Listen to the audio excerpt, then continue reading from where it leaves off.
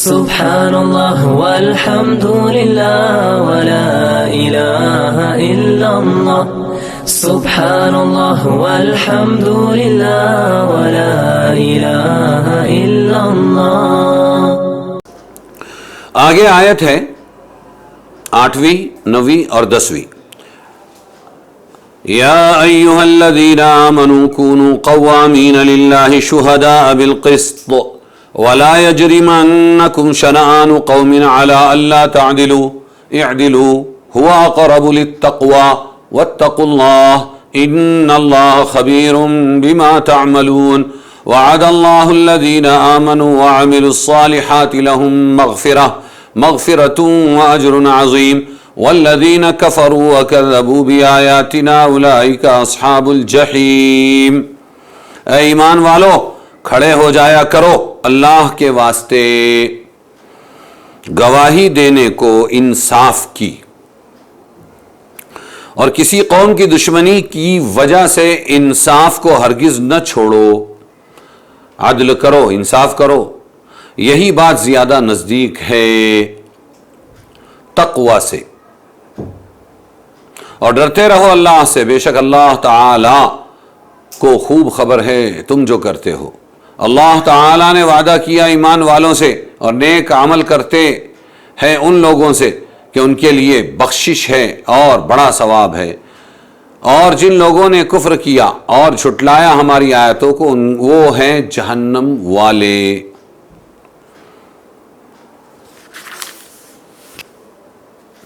انصاف کا حکم دیا گیا ہے ان آیتوں میں، انسان کو عدل و انصاف سے روکنے اور ظلم و جور میں مبتلا کرنے کی عادتاً دو سبب ہوا کرتے ہیں، دو وجہ سے انسان عدل و انصاف نہیں کرتا، ایک اپنے نفس یا اپنے دوستوں عزیزوں کی طرفداری، اپنی طرفداری من کی، یا اپنے رشتہ داروں اور دوستوں عزیزوں کی طرفداری، دوسرے کسی شخص کی دشمنی اور عداوت، یہ دو وجہ ہے۔ تو روکا گیا ہے اس میں، ہاں وَلَوْ عَلَىٰ أَنفُسِكُمْ أَوِ الْوَالِدَيْنِ وَالْأَقْرَبِينَ دوسری جگہ ہے، چاہے انصاف کا فیصلہ تمہارے خلاف ہو، تمہارے ماں باپ کے خلاف ہو یا رشتہ داروں کے خلاف، تب بھی تم کو انصاف قائم کرنا ہے،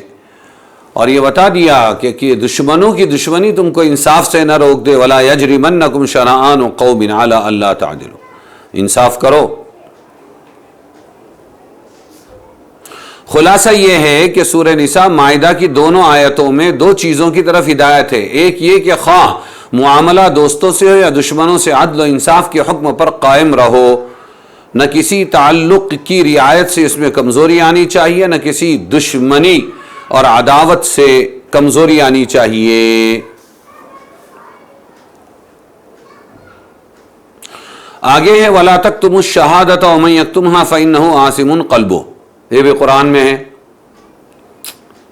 گواہیوں کو مت چھپاؤ، اور جو چھپائے گا گواہیوں کو تو اس کا دل گناہ گار ہے۔ تو گواہی چھپانے سے اور گواہی نہ دینے سے روکا گیا ہے، لیکن اس کے ساتھ ہی قرآن نے اس پر بھی نظر رکھی ہے کہ لوگوں کو سچی گواہی دینے سے روکنے والی چیز اصل میں کیا ہے، کہ گواہ کو بار بار عدالتوں کی حاضری اور فضول قسم کی وکیلانہ جرح سے سابقہ پڑتا ہے، جس کا نتیجہ یہ ہوتا ہے کہ جس شخص کا نام کسی گواہی میں آ گیا وہ ایک مصیبت میں مبتلا ہو گیا، اپنے کاروبار سے گیا، مفت کی زحمت میں مبتلا ہوا، اور کڑوے کسیلے سوالات اس سے کیے جاتے ہیں۔ اس لیے قرآن نے یہ بھی ساتھ میں کہا گواہی مت چھپاؤ، گواہی دو۔ تو دوسری طرف یہ بھی کہا وَلَا يُضَارَّ كَاتِبٌ وَلَا شَهِيدٌ، یعنی معاملے کی تحریر لکھنے والوں اور گواہوں کو نقصان نہ پہنچایا جائے، اس کی بھی فکر ہونی چاہیے، تب گواہی دیں گے، ورنہ لوگ اپنی جان کیوں پھنسائیں گے۔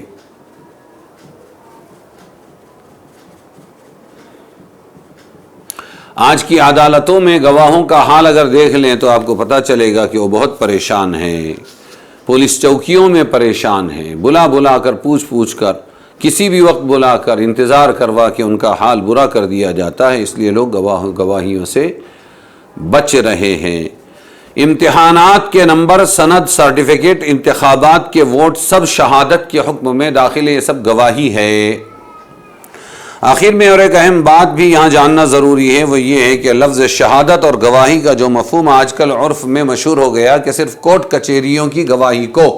گواہی سمجھا جاتا ہے، یہ غلط ہے، بلکہ لفظ شہادت اس سے زیادہ وسیع مفہوم رکھتا ہے۔ مثلا کسی بیمار کو ڈاکٹری سرٹیفکیٹ دینا کہ یہ ڈیوٹی ادا کرنے کے قابل نہیں یا نوکری کرنے کے قابل نہیں، کوئی ڈاکٹر لکھ کر دے دیتا ہے یہ بیمار ہے، یہ بھی ایک شہادت ہے، لہذا صحیح سرٹیفکیٹ دینا چاہیے۔ اگر اس میں واقعی کے خلاف لکھا گیا تو وہ جھوٹی شہادت ہو کر گناہ کبیرہ ہوگا،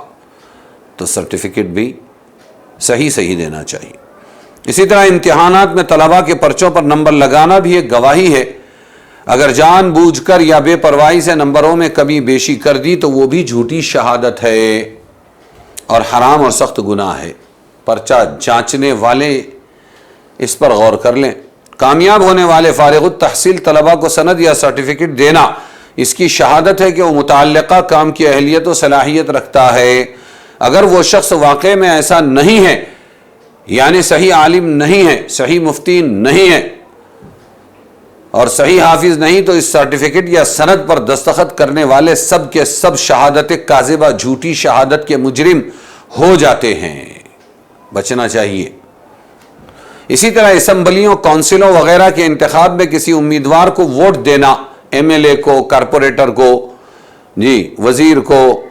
ووٹ دینا بھی ایک شہادت ہے، جس میں ووٹ دہندہ کی طرف سے اس کی گواہی ہے کہ ہمارے نزدیک یہ شخص اپنی استعداد اور قابلیت کے اعتبار سے بھی اور دیانت اور امانت کے اعتبار سے بھی قومی نمائندہ بننے کے قابل اور لائق ہے۔ اگر صحیح آدمی کو ووٹ دیا تو یہ شہادت صحیح ہے، ورنہ یہ گناہ کبیرہ ہو کر بڑا جرم ہے۔ اب غور کیجئے ہمارے نمائندوں میں کتنے ایسے ہوتے ہیں جن کے حق میں یہ گواہی سچی اور صحیح ثابت ہو سکے، مگر عوام ہے کہ ان کو محض صرف ہار جیت کو وہ اہمیت دیتے ہیں، اس لیے ووٹ کا حق کبھی پیسوں کے عوض میں بک جاتا ہے اور کبھی کسی دباؤ کے تحت استعمال کیا جاتا ہے، کبھی ناپائیدار دوستوں اور ذلیل وعدوں کے بھروسے پر اس کو استعمال کیا جاتا ہے۔ اور تو اور پڑھے لکھے دیندار مسلمان بھی نااہل لوگوں کو ووٹ دیتے وقت کبھی یہ محسوس نہیں کرتے کہ ہم یہ جھوٹی گواہی دے کر مستحق لعنت اور عذاب بن رہے ہیں۔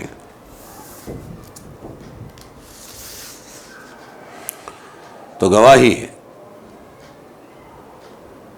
اور قرآن میں ہے وَمَن يَشْفَعْ شَفَاعَةً حَسَنَةً يَكُن لَّهُ نَصِيبٌ مِّنْهَا وَمَن يَشْفَعْ شَفَاعَةً سَيِّئَةً يَكُن لَّهُ كِفْلٌ مِّنْهَا۔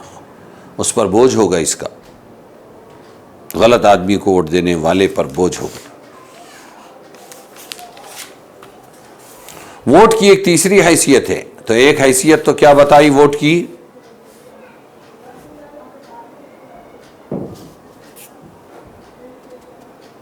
ایک تو گواہی، اور دوسری کیا حیثیت بتائی، سفارش، اور تیسری حیثیت بتلائی ووٹ کی شرعی حیثیت وکالت کی ہے کہ یہ وکیل بن کر ووٹ دینے والے اس امیدوار کو اپنی نمائندگی کے لیے وکیل بناتا ہے۔ لیکن اگر یہ وکالت اس کے کسی شخصی حق کے متعلق ہوتی ہے اور اس کا نفع نقصان صرف اس کی ذات کو پہنچتا تو اس کا ذمہ دار یہ خود ہوتا، مگر یہاں ایسا نہیں، کیونکہ یہ وکالت ایسے حقوق کے متعلق ہے جن میں اس کے ساتھ پوری قوم شریک ہے، اس لیے اگر کسی نااہل کو اپنی نمائندگی کے لیے ووٹ دے کر کامیاب بنایا تو پوری قوم کے حقوق کو پامال کرنے کا گناہ بھی اس کی گردن پر رہا۔ خلاصہ یہ ہے کہ ہمارا ووٹ تین حیثیتیں رکھتا ہے، ایک شہادت، دوسرے شفاعت، تیسرے حقوق مشترکہ میں وکالت۔ تینوں حیثیتوں میں جس طرح نیک صالح قابل آدمی کو ووٹ دینا موجب ثواب عظیم ہے، اس کے ثمرات اس کو ملنے والے ہیں، اسی طرح نااہل یا غیر متدین شخص کو ووٹ دینا یہ جھوٹی شہادت بھی ہے اور بری شفاعت بھی اور ناجائز وکالت بھی، اور اس کے تباہ کن ثمرات بھی اس کے نامہ اعمال میں لکھے جائیں گے۔ اس لیے ہر مسلمان ووٹر پر فرض ہے کہ ووٹ دینے سے پہلے اس کی پوری تحقیق کر لیں کہ جس کو ووٹ دے رہا ہے وہ کام کی صلاحیت رکھتا ہے یا نہیں، اور دیانت دار ہے یا نہیں، محض غفلت و بے پرواہی سے بلا وجہ ان عظیم گناہوں کا مرتکب نہ ہو۔ بس